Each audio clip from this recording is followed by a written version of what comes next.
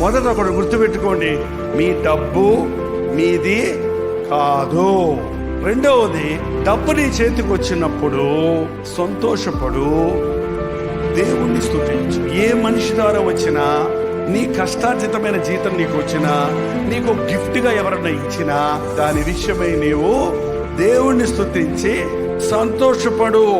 మూడోది, నీ చేతికొచ్చిన డబ్బును ఎలా మానిటర్ చెయ్యాలో, ఎలా ఖర్చు పెట్టాలో, దేనికి వినియోగించాలో అన్న విషయంలో శ్రద్ధ తీసుకో. నాలుగోది, డబ్బు కంటే మనుషుల్ని ఎక్కువ ప్రేమించు, కుటుంబీకులు ఎక్కువ ప్రేమించు. ఐదోది, డబ్బు కంటే దేవుణ్ణి ఎక్కువ ప్రేమించు, దేవుని సేవను ఎక్కువ ప్రేమించు. ఆరోది, నీకున్న డబ్బును ఇతరులకు పంచటం నేర్చుకో, పిసిరిగొట్టలా ఉండదు.